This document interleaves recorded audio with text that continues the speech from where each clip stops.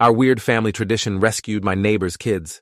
The backwards birthday song started as a joke between my sister Kelsey and me when I was 10 years old. We'd been practicing Happy Birthday on our recorders for our grandmother's party, and Kelsey kept playing it wrong, hitting every note slightly off-key in this perfectly awful way. I started laughing so hard I fell off the piano bench, and she looked at me with this evil grin and said, "We should make it our secret code. If either of us ever sang the birthday song backwards like that, it meant something was seriously wrong and the other person needed to come running." We practiced it until we could both do it perfectly terrible, each note deliberately wrong in exactly the same way.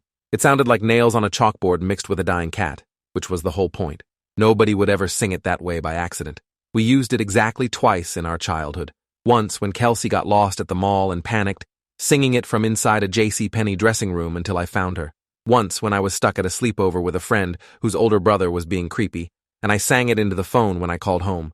Both times, it worked perfectly.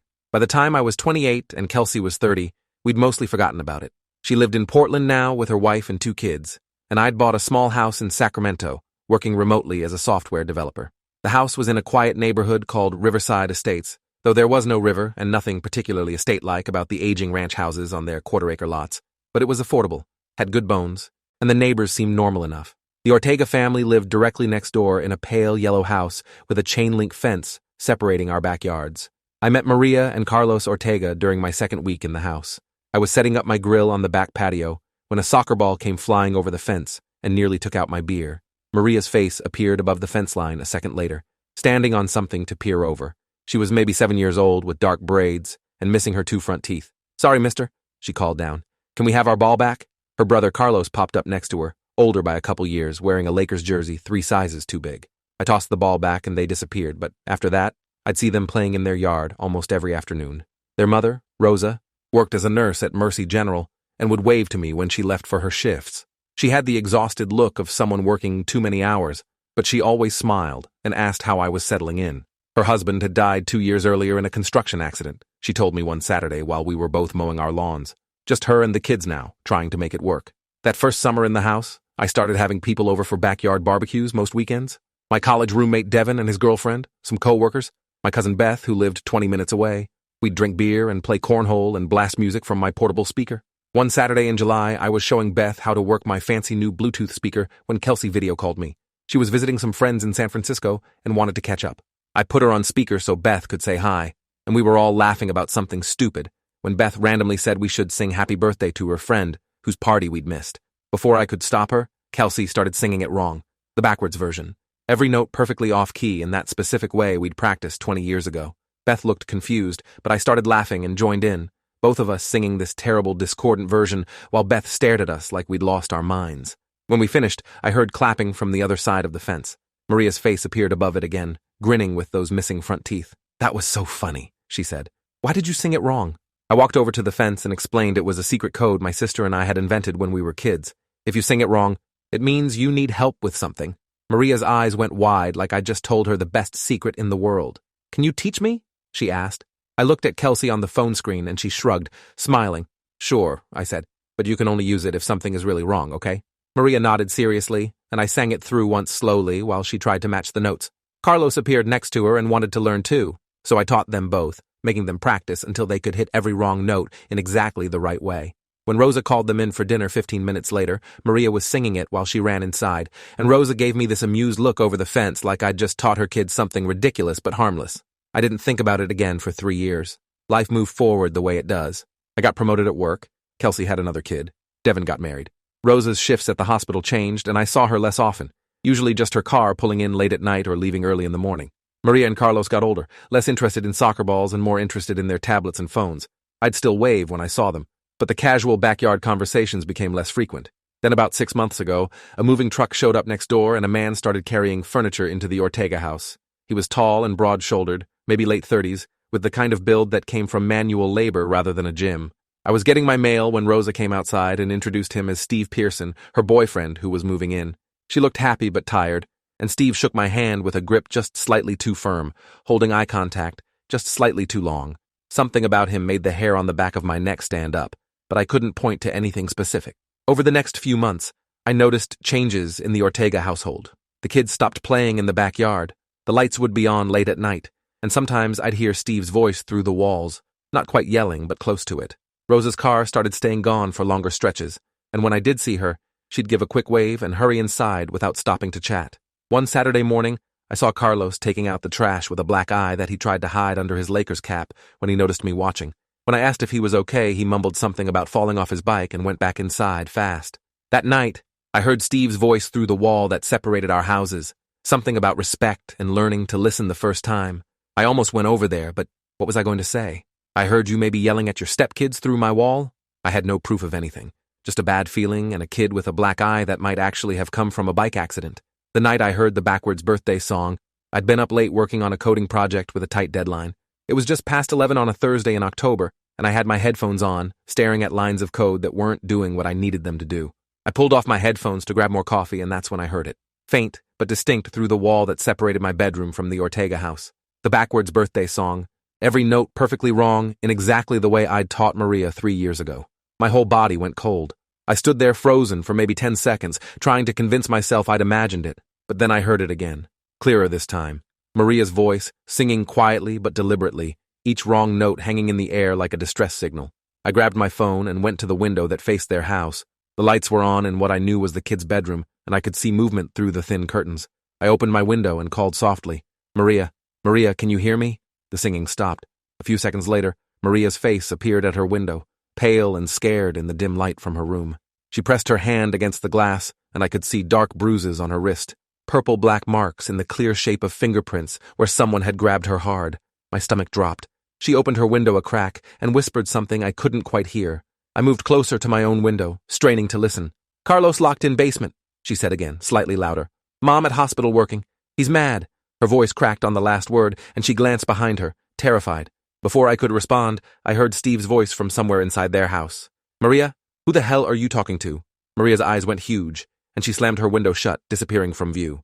I stood there gripping my windowsill, my heart hammering in my chest, trying to think clearly through the panic. Carlos was locked in the basement. Rosa was at work. Steve was in there with both kids, angry about something. And Maria had been desperate enough to use a code she'd learned 3 years ago from a neighbor she barely knew anymore. I grabbed my phone with shaking hands and dialed 911. When the dispatcher answered, I tried to explain the situation, but it sounded insane even to my own ears. My neighbor's kids might be in danger because I heard one of them singing a song wrong through the wall. The dispatcher asked if I'd witnessed any violence. No. Had I heard anyone screaming or calling for help? Not exactly. Was there an active emergency I could describe? I didn't know. The dispatcher said she'd send an officer to do a welfare check, but it might take 45 minutes to an hour depending on other calls. 45 minutes. I looked at Maria's window, now dark, and thought about a 9-year-old boy locked in a basement with God knows what happening to him. I thought about Maria's bruised wrist and the terror in her eyes. I hung up and called Rosa's cell phone. It rang 6 times before going to voicemail. I tried again. Same thing. She was probably in the middle of her shift, phone turned off, or stashed in a locker somewhere. I left a message, trying to keep my voice steady. "Rosa, this is Jeremy from next door. I think something might be wrong at your house. Can you call me as soon as you get this?" I stood in my bedroom, every instinct screaming at me to do something. But what? I couldn't just break into their house. If I was wrong about this, if Steve was actually a decent guy and the kids were fine, I'd look like a paranoid lunatic and probably get arrested for trespassing. But Maria had sung the song. She'd used our code, the one I'd taught her specifically for emergencies, and Carlos was locked in the basement.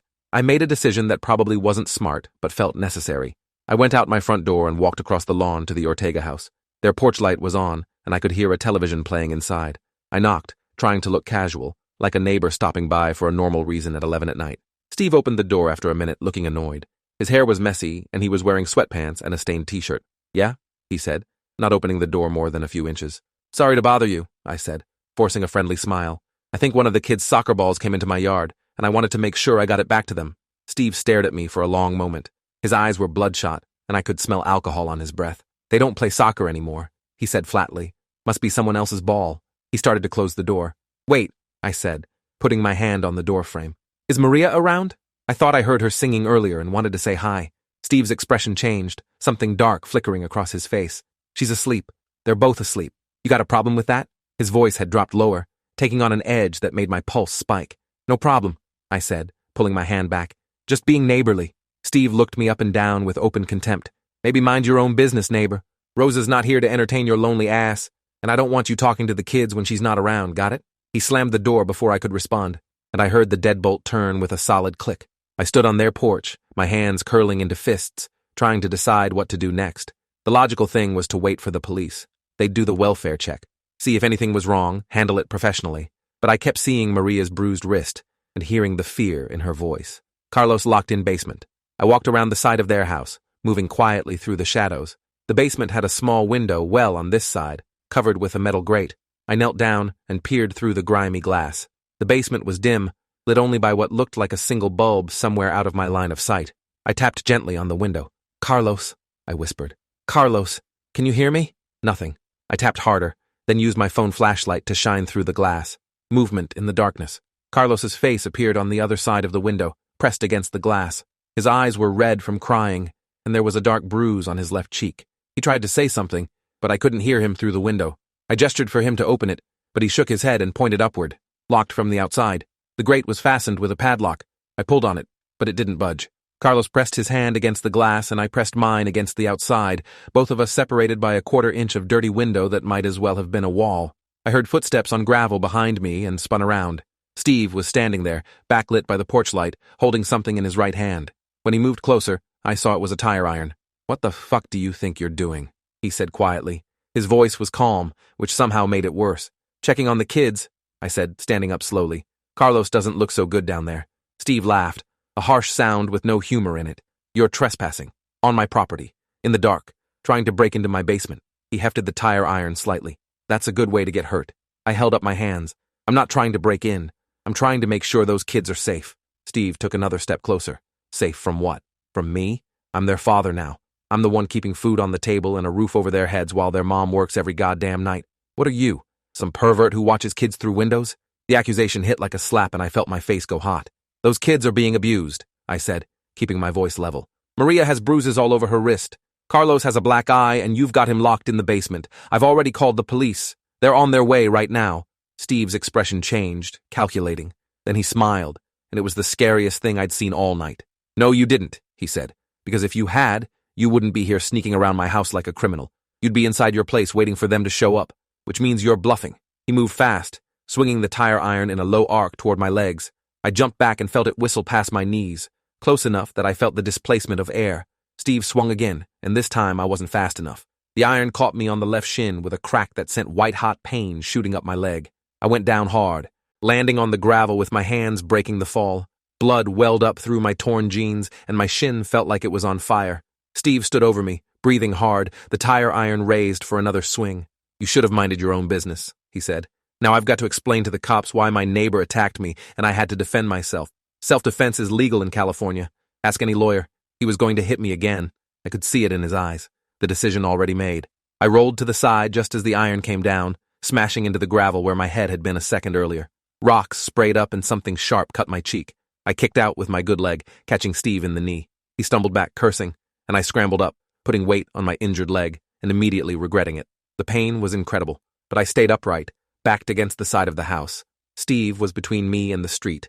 The only way out was through him or around the back of the house. He seemed to realize this at the same time I did, his smile returning. "Nowhere to go, neighbor. Maybe we just talk about this, work something out." I glanced at the basement window. Carlos was still there, watching everything with wide, terrified eyes. Then I saw something else. Maria's face in the upstairs window, holding her phone. She was recording. Steve followed my gaze and saw her too. His whole body went rigid. "Maria!" he shouted. "Get away from that window, now!"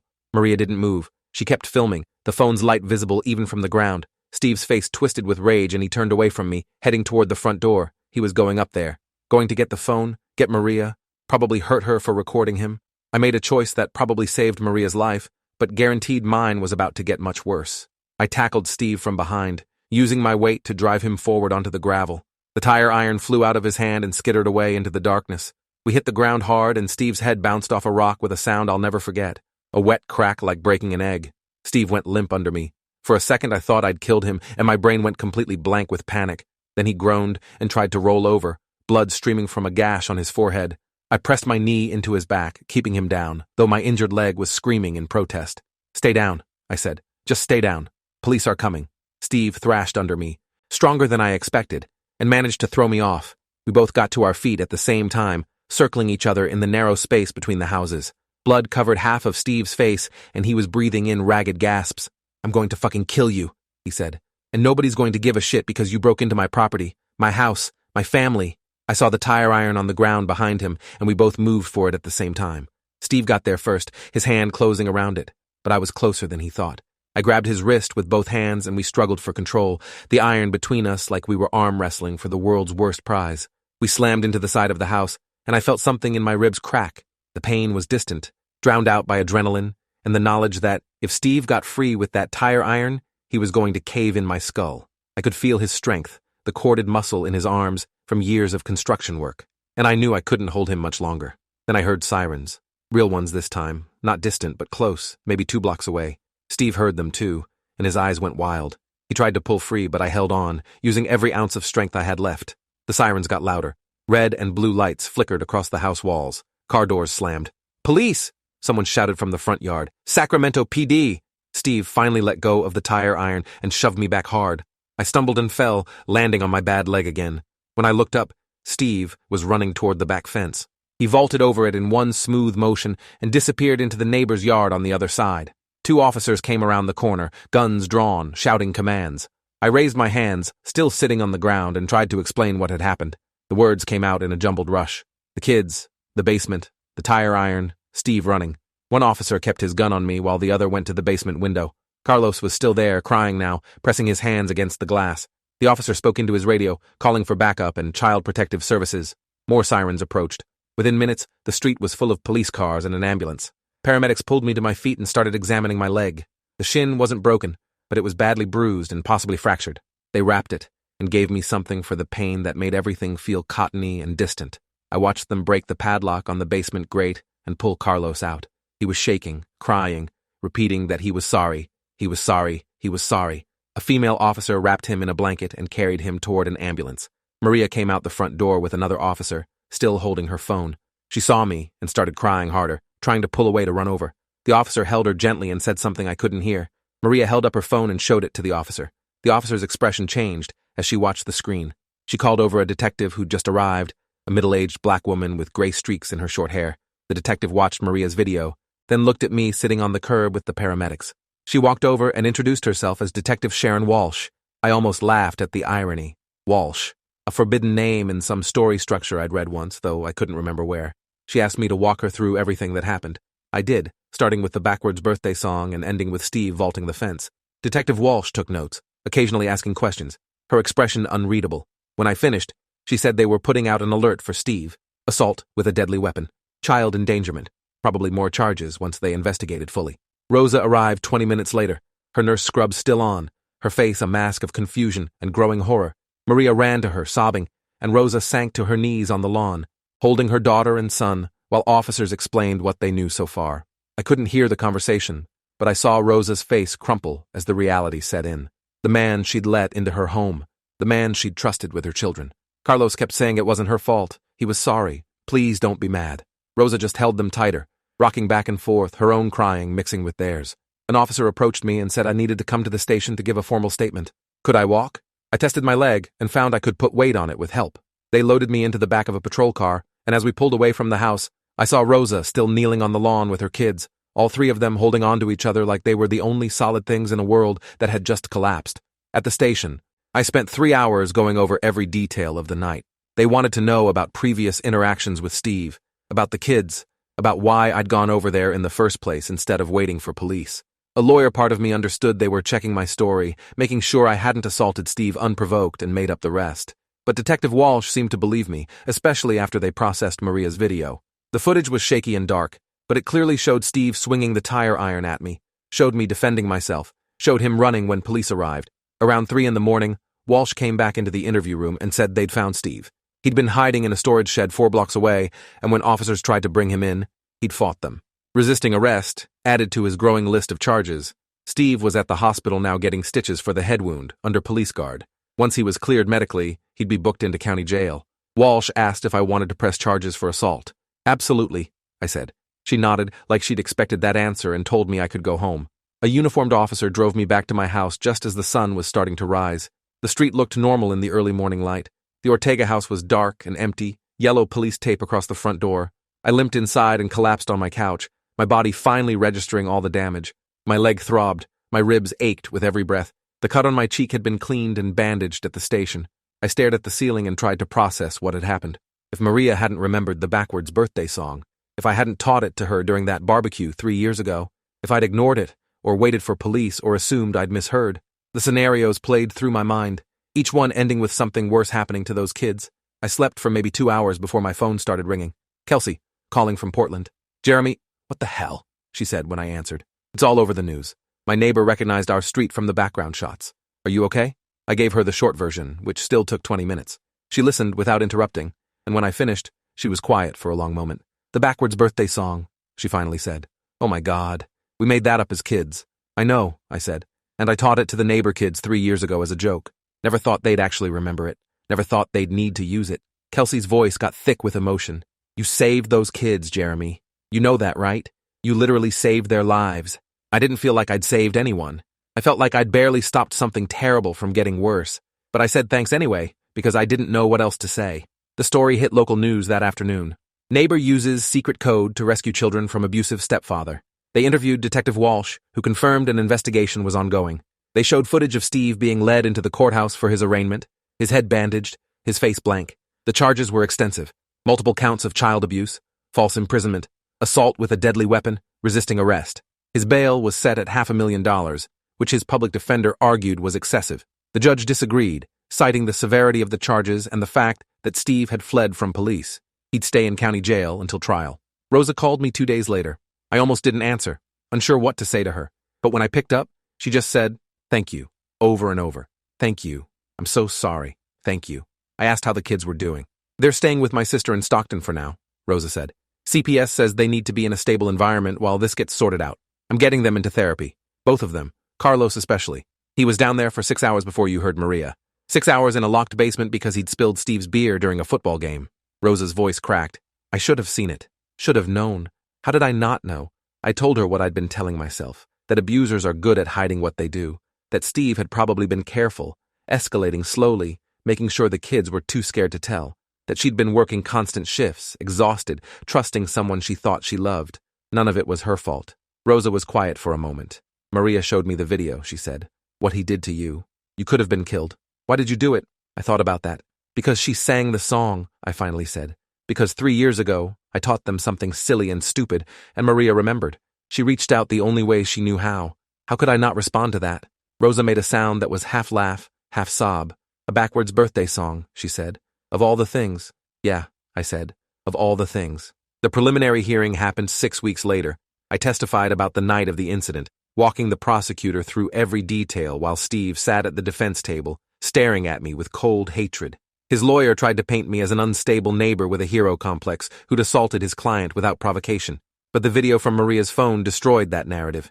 The jury watched Steve swing the tire iron at me, watched him threaten me, watched him run from police. Carlos testified too, his small voice describing months of escalating abuse, being locked in the basement when he made mistakes, being hit with a belt for talking back, watching Steve grab Maria hard enough to leave bruises when she tried to defend her brother. The defense attorney tried to question Carlos gently, but even gentle questions made the kid shake and cry. Maria didn't testify.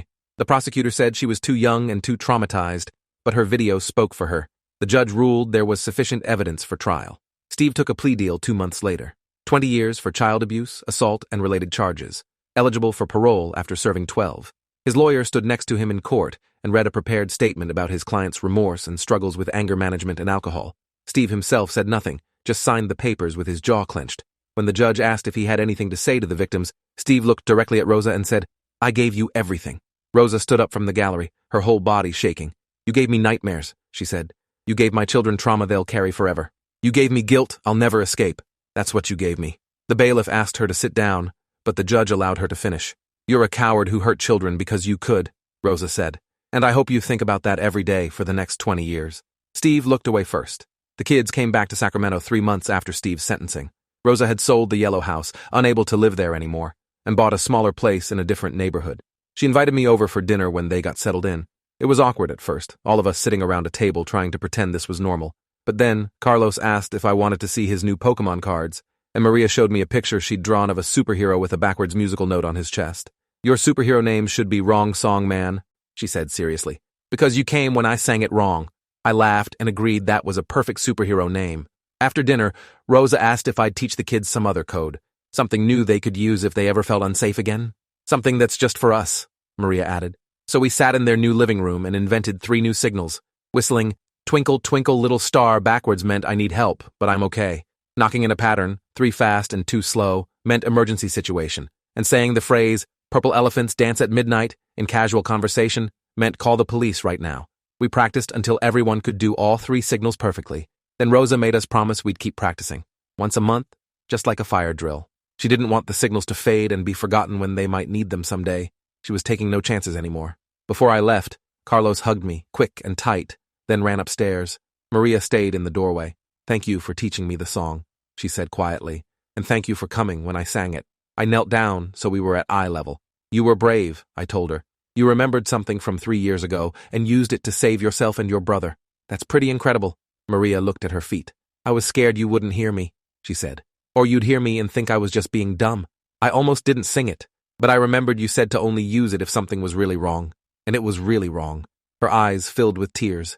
He was going to hurt Carlos worse. I knew he was. I touched her shoulder gently. "You did exactly the right thing," I said. "And I heard you. I'll always hear you." 6 months later, Kelsey came to visit with her wife and kids. We had a barbecue in my backyard, and Rosa and her kids came over. The adults drank beer while the children ran around playing tag in the fading evening light. At some point, Kelsey started telling the story of how we'd invented the backwards birthday song, embellishing it for the kids' entertainment. All of them wanted to learn it, so we taught them, the backwards melody echoing across the yard. When it was time for everyone to leave, I stood on my patio and watched the families walk away, listening to children sing a terrible version of Happy Birthday while their parents laughed. It should have felt full circle, like the end of a story where everything works out and lessons are learned. But I knew better now. Those kids would carry this with them forever. The scars might fade, but they wouldn't disappear. Carlos still flinched when men raised their voices. Maria had nightmares about basements. 2 years after that night, I sold my house and moved to Seattle for a job opportunity. Rosa sent me a text when she heard. The kids wanted to say goodbye. We met at a park near their house on a Sunday afternoon. Carlos was almost 13 now, taller and more confident. He joined a robotics club at school and talked excitedly about building a remote-controlled car.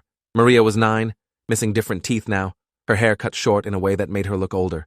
She handed me a card she'd made, covered in glitter and stickers. Inside, she'd written, "Thank you for being wrong, song man. You're my favorite neighbor ever. Even though you're moving away, I'll never forget you. Love, Maria." Rosa hugged me hard. "You changed everything," she said. "For all of us." I told her I'd just been in the right place at the right time. She shook her head. "You taught them they could ask for help, that someone would listen. That's not luck, that's choice." Appreciate you watching this far. If you enjoyed it, drop a like, leave a comment, and subscribe so you won't miss the next story.